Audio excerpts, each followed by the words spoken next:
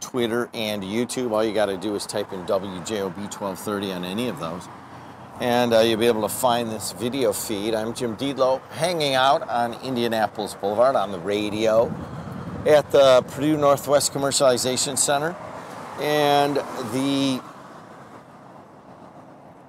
main thrust is that I come out here and I talk about local radio every day, and I do, and I have been doing that, but I just get the feeling that there is so much going on in our country that we are just like at a historical tipping point, that on Tuesdays and Thursdays right now I'm going to come out here and just talk about stuff that's going on the national scene, mostly Washington basically, and just call it JED in America. So that's what this is right now, JED in America.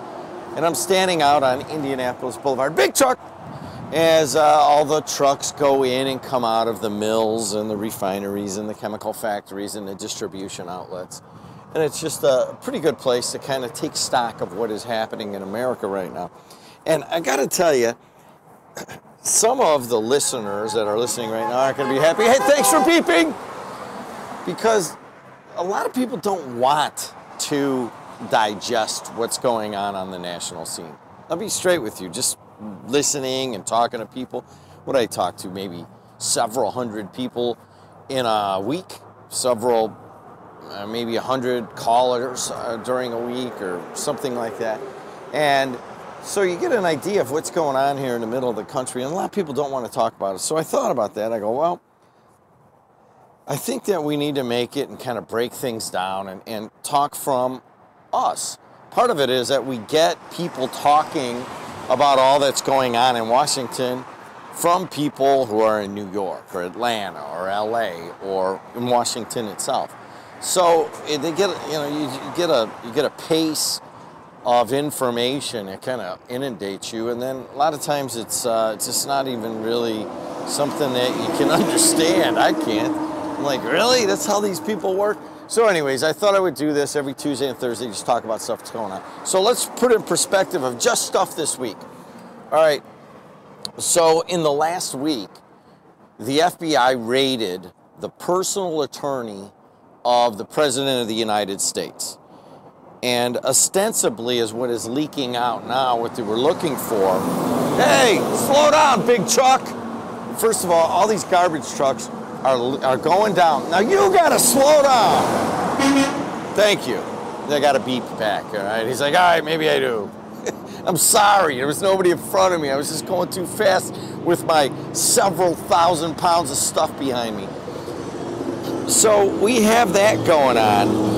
And we have the personal attorney, kind of the hatchet man for President Trump. It's hard to imagine that a president would have a hatchet man, but he comes out of the real estate dealing world of New York City, and so he knows how to operate on that level. And if you operate on that level, you got to have a hatchet man. So you've got that going on. And it comes out overnight that they're looking at basically three things, and they are looking at three things in addition to whatever else they might be looking at. One, Stormy Daniels, the porn star. She says she had an affair with Donald Trump in '06. Then there's a playmate, McDougal. She says she had a fling in, I don't know, '06, '07. And then there is the Access Hollywood tape. Now, this is a surreal tape in our history. It really is. In that the president is talking to Billy Bush. Billy Bush was the head of a show on NBC. I forget the name of it, Access Hollywood. And for many years, there was a tape that sat on a shelf. And it was basically of President Trump saying how he molests women and they just let him do it. And that's, they just let me, grab the nya-nya. Grab the nya-nya-nya-nya. Can't say it on radio. Hey, good seeing ya. Thanks for going slow. Thanks for beeping. And just thanks for being you. So you've got Stormy, you've got Access, you've got McDougal. And why is that important? Well, Stormy Daniels was evidently paid off. Was McDougal paid off? I don't really know the answer to that, but perhaps there was an effort to squash the Access Hollywood tape So actually what is coming out in that warrant to go after the attorney, that President Trump's name evidently was mentioned in parts of it. So that would be a big sea change. Up until now, it's like there's no collusion. And since there's no collusion, there has been, it's kind of like there's an investigation by Robert Mueller, the special investigation person, on the side. And they've just been going everywhere. And nobody really has touched the president right now. So evidently, that's kind of the first time that it's really been noticed that he's been inside of a warrant, okay?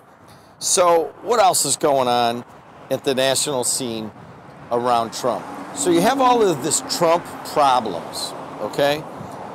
An ancillary part of that is Facebook. Now, what is Facebook?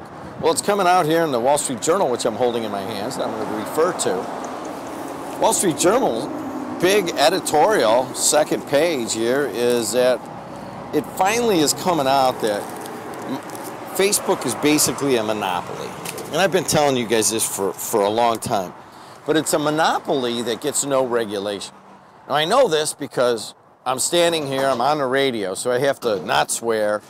If I have a politician on, I have to go fill out a form. I have to do community programming and fill that out. We got to put our public file online. I got to apply for a license. I got to pay for that license. I have to maintain an emergency broadcasting system. I understand all of these things just to be able to talk to the people on AM and FM radio, okay? I get that. But it has always... I'm also in this other world where we had, 2.5 million views on Facebook last year, Facebook Live. I understand the value of Facebook a lot. But I also understand that I exist in two worlds. I'm over here on the radio side where I am regulated to the hilt. And then I'm over here on the Facebook side where I can do whatever I want. Turn the radio off, or even on the radio. I can just take my clothes off right now, right?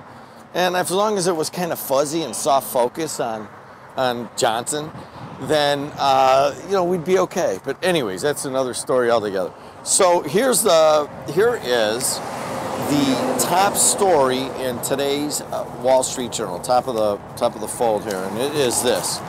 Well, it's got kind of windy out here. Facebook hearings, here it is, put regulation in spotlight. Now, my longtime listeners, you guys have been hearing me talk about this for a long time.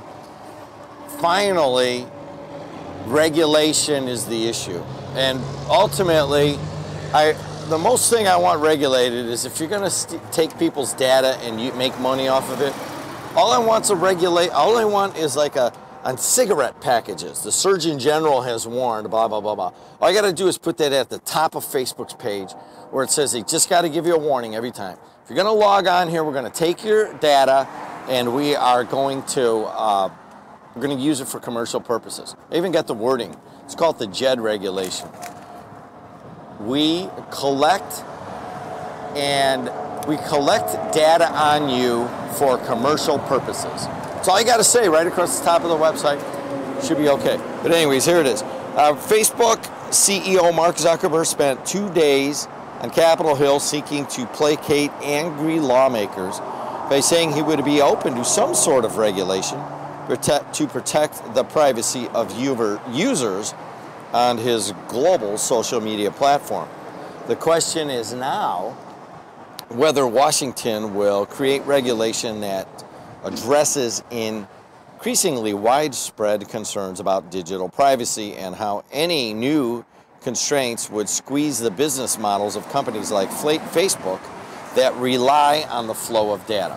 So if you really think about it, Facebook provides the ability, many of you are watching, will watch this video today, and we appreciate the platform, okay?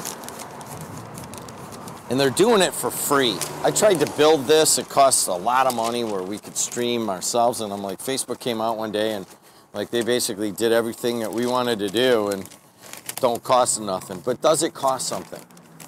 And if you're paying for something, you might as well know that you're paying for it. And that is by logging on, watching on Facebook or even on Twitter or YouTube, Google. You're giving up data, you're giving up information about yourself. All that needs to happen here if we just want business to go on, in my mind, is that you just got to know you're paying for it. We collect data on you and use it for commercial purposes. That's it. It means you're collecting data about me, what I watch, who I am, whatever stuff I put in when I sign up, all that stuff, and then you're gathering it and then you're using it to sell ads to people, targeted ads. And that's all you got to do. Because why should we get in the middle of commerce? You want to give that up? You want to. You're doing it. But do you know you're doing it? And that's the problem. Anyways, Wall Street Journal, here it is. I've been talking about this stuff forever, so I got to tell you what, it's finally kind of surfacing on the front page of the Wall Street Journal. Facebook, this is by Greg Ip.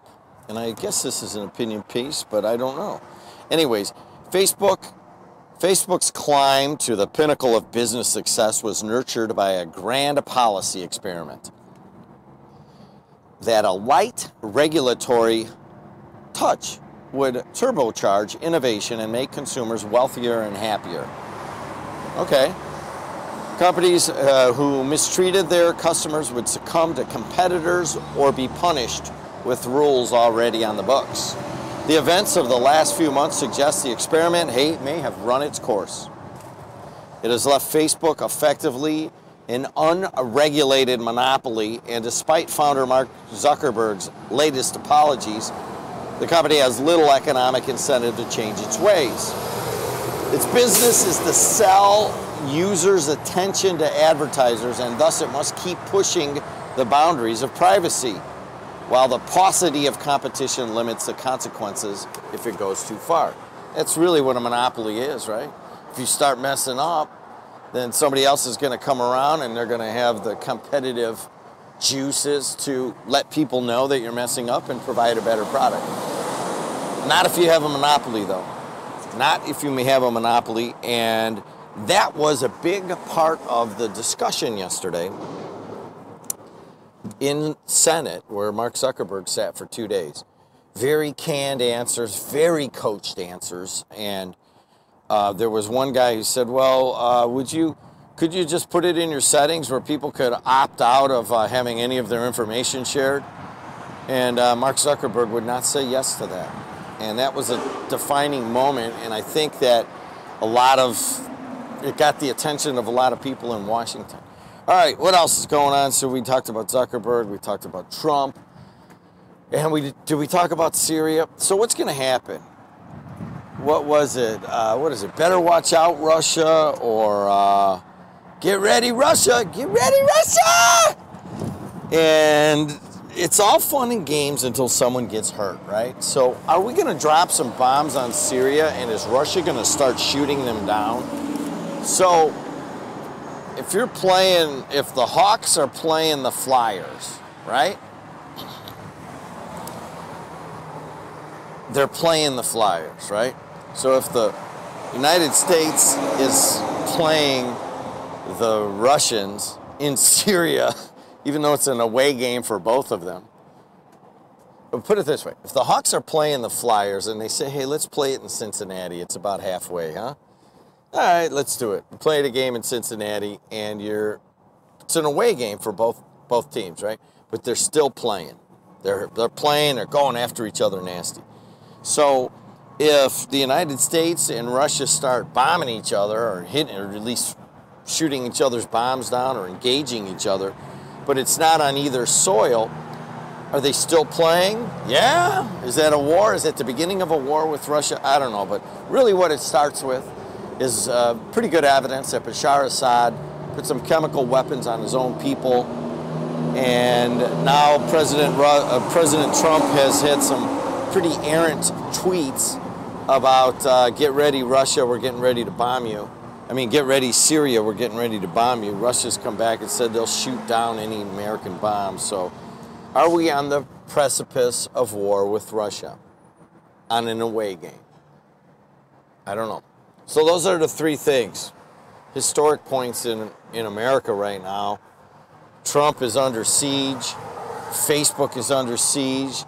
And what in the hell's going on with Syria? Are we on the brink of war? That's why I just said, hey, you know what? I got to talk about this stuff. I got to talk about it. Hold on, Ryan wrote me a note. Let's see. I'm going to finish with this. Carl Bernstein, Watergate. He's had some. Sometimes he supports what the president's saying and his rights and stuff. Ah, thanks a lot. You scared the holy bejesus out of me. Now that guy's got a good American-made horn. All right? Carl Bernstein, yesterday on CNN, what did he say now? Cover up. He likes that word, but he knows that word, and he knows that's, I guess, just how it works with cover-ups. And this is kind of disturbing that he had this to say. I'm going to walk inside and get ready to do a radio show at my desk. We're going to end this Facebook right after this from Bernstein. But I wanted to play this off of CNN. They posted it on social media, and I'm like, hey, you know what? This is pretty historic for a guy who's kind of been there before, saying that our president is involved in a massive cover-up. I'm Jim Delow, AM 1230, WJOB 1047 FM in Hammond, Indiana. Also streaming live in video on Facebook, Twitter, and YouTube. This has been a segment of JED in America. And finish it right now with Carl Bernstein. Hit it. So, given your perspective, Carl, as one of the reporters who broke the Watergate scandal 45 years ago, is it surreal to you what's going on now in the White House? It's surreal that the country is at this juncture, and it's a tragedy for the country that we're at this juncture. It's very clear that the President of the United States is presiding over a massive cover-up.